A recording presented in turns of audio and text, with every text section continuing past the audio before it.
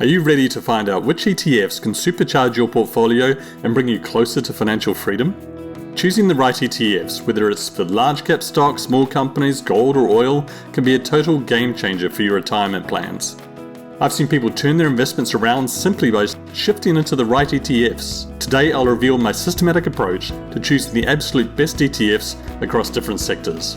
This one, this one, this one, or this one. Now I normally show my handsome face, but I'm not in a Brad Pitt state today, so forgive me, you'll have to look at charts and numbers instead. I hope you don't mind. Now we're going to first look at large cap stocks, and then oil, gold and defensive stocks. There are many other categories we could look at, such as small cap value or emerging markets, but you'll understand the process of choosing the best ETFs by the end of this video. So let's have a look at large cap stocks to start with. So we're going to go to the web's best ETF screener. So basically it's etfdb.com, and we'll just go from the top down on the left here. You don't need to subscribe, not trying to sell you anything. I don't pay for this. It's a great, just a free thing. So just click equity on the left, go to large cap. You don't want mega cap, that's really restrictive. We'll pick the US. Like I said, we could go on forever and choose the best ETF for almost any sector under the sun here, but let's just go for the US. And then we keep going down, currency hedge to no. We just want a pure play ETF, not inverse. Doesn't. So you can see here the number of stocks. So whether we choose transparent holdings, yes or no, well, they're all yes, so 143 to 0, so that doesn't matter. We don't care about brands and so on. We could choose an ETF as opposed to a UIT, but it doesn't really matter because almost all the big ones are UTFs or ETFs anyway. Expense ratio, we'd take a maximum of 1%. We would never go that high, but just to get a broader universe. Dividend yield we don't care about. You'll see in one of my other videos that normally the higher the dividend yield, the worse the stock price performance. In the end, dividend yield actually, regardless of all the videos on YouTube about it, it really doesn't matter. You'll generally get as good or better returns from low or no dividend yield stocks. Minimum assets under management for the ETF, this is $1 million, so that's $1 billion here. The upper end I haven't changed, just as high as it goes. Share price I put $10 minimum just to reduce commissions, because most places these days will either have no commissions or they charge on a per share basis, and if the share price is very low, you have more shares, so you have a more commission normally. And that's about it. So let's see what we've got as a result, and we've got 5 pages of stuff, which is obviously too much. Start with the overview. We'll just go to the sort by total assets. And what we're looking for, and this is probably the hardest one, the other ones are all easier, is just the S&P 500, because that's what we really care about. We could do this again and just look at NASDAQ ETFs, like the Qs, so on and so forth.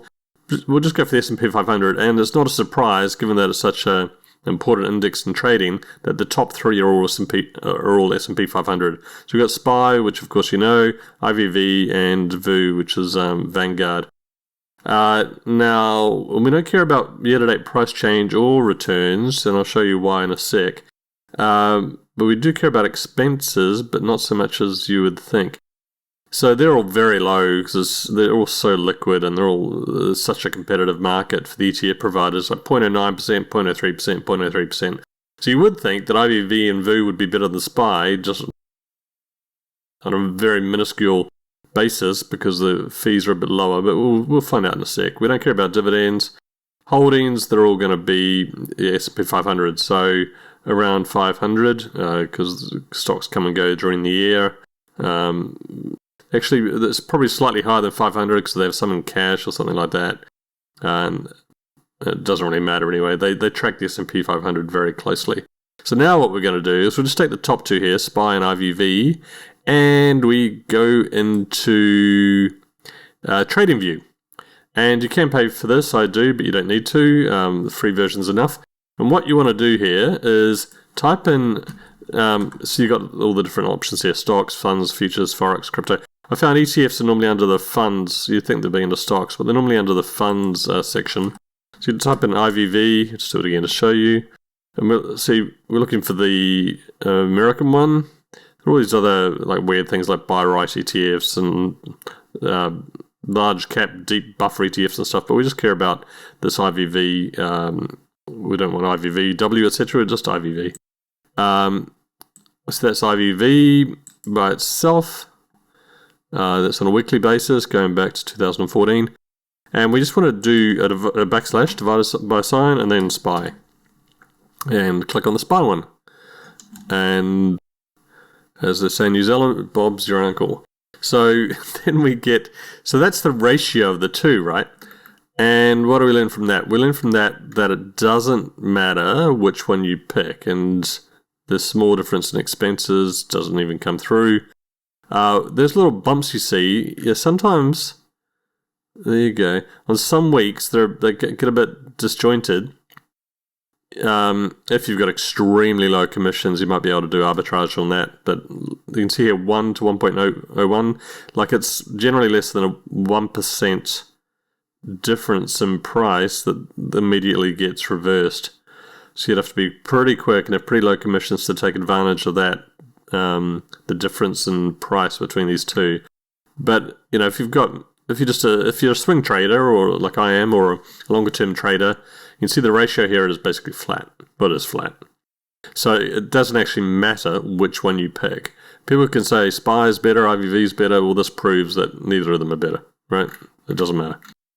So that's that one. Now let's go on to gold. So we'll go back to the screener, go to commodity here, click on gold, and there are only 6, right? Go to overview, sort by total assets, and there are two big daddies or big mamas, gold and mini shares. We just don't care, right? So these are the two big ones, GLD and IAU. Look at the expenses, GLD and IAU. You'd think, looking at that, because that's quite a significant expense ratio difference. Well, not really, but there's 0.15% per year. It's something. So you'd think IAU would do better than GLD because it's got lower expenses. So let's go back to Trading View. Look at this, IAU over GLD, and that's exactly what you see. Over time, IAU has done better than GLD. It's going upwards because can't say that.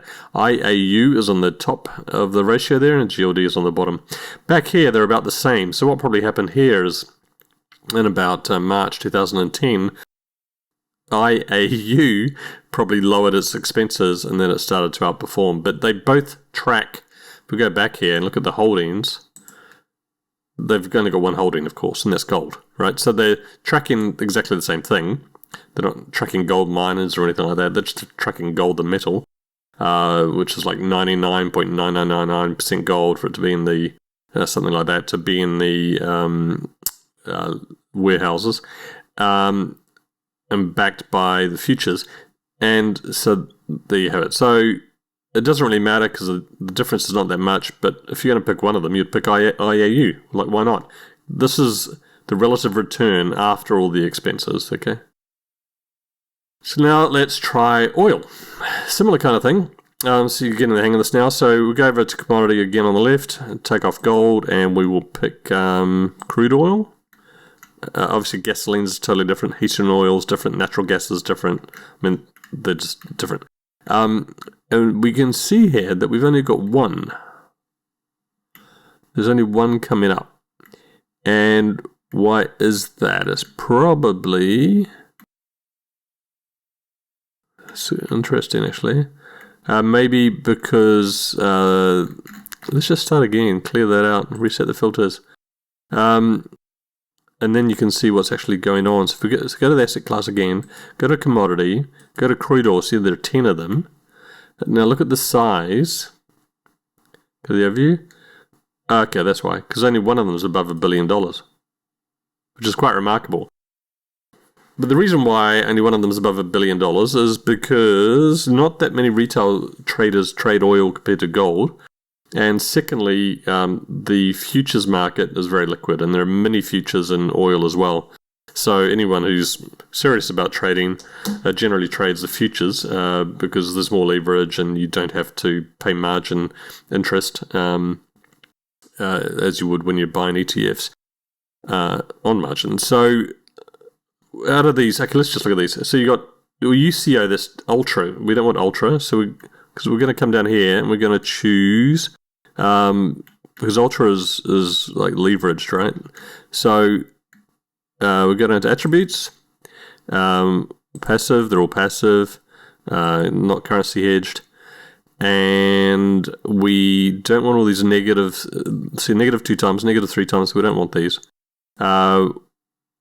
We don't want any of those. We want false, right? So we don't want it leveraged.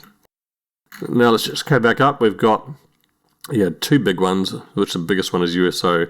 So USO and DBO, right? So now let's just go back here, and I've already picked these 2 out. So DBO over USO. Now this one's a bit of a different story, right? So quite interesting. So back here, so look what's on the top of the ratio. It's DBO, right? So back here, it's going up. So that means DBO was doing better than USO, and then it really did better through the COVID crash. And that's because USO, and I'll explain this, DBO is run by Deutsche Bank, and it's called they've used the optimal yield. It's called optimal yield or something. But basically, futures prices as you go out through time, so like 1 month out, 2 months out, 3 months out, 4 months out, there are differences in the prices based on storage costs and expected demand. And DBO picks futures to back the ETF based on the roll yield from month to month. And it could get pretty complicated, but I don't want to get sidetracked here. I can do another video on that. But basically, it's picking the best kind of roll yield between the different month futures contracts. While USO back here was just the front month contract, but I believe it's changed now, and it's got contracts for different months. But what happened during COVID, as you might know or recall, is the front month futures contract of oil went negative, and it went negative because the whole world was closing down with COVID, and so people weren't going to be using. The traders knew that people weren't going to be using as much oil because they're not driving to work, they're not driving around. People aren't taking flights, or the trucks aren't moving around so much, and the storage costs for oil are very high. So no one wanted to be holding oil that wasn't going to be needed, and they don't want to store it because it costs too much to store. And so people were just dumping oil the front month massively.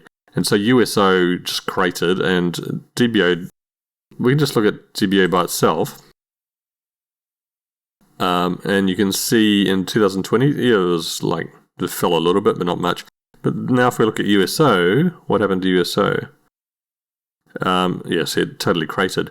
So when you go back to the ratio of DBO to USO, you have that.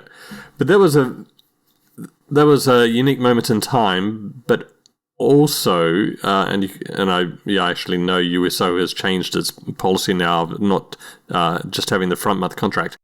And so that really doesn't apply anymore, what happened here. Since then, you can see USO has outperformed, so DBO has underperformed. So you'd probably want to go and have a look at the specifications of USO to make sure you know exactly what it's doing, and you can get that from looking either in here. You can click on this and take a look, or probably even better, you would go to the actual supplier or the creator of the ETF, which is Marigold, and read the report all about it. But just off the back of this, actually USO has been a significantly better investment over the last few years than DBO. Now let's move on. Last one, defensive stocks, basically consumer staples. So we'll reset all the filters here, go to equities. We don't care about the size, the region. Yeah, we want US, because that's what we're doing here. I think they'll make it a bit easier than that. We don't want consumer discretionary, we want consumer staples, because in a difficult market, staples normally do well. They're the things that people need regardless of the economy. We don't, if we go into attributes, again, we don't want any to leveraged. We want to go false. We don't want any leveraged ones. And expenses, maximum of 1%. So look at these. Some of these go up to 14% expense. It's just nuts. And assets, let's go 1 billion, but I don't know how many there are going to be. Here we go. So we're left with 5. Sorted by total assets. There are 2 big ones, XRP and BDC, as you might have known, which is better. Look at the expenses. Basically the same, 0.09 and 0.1. So XLP and VDC, I've already set it up here.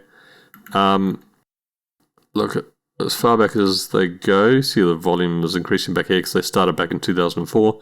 Over time, there's not a massive difference, right? But over time, XLP has done worse than BDC. See, most people, when they trade defensive stocks or staples, they buy XLP, like that's the standard.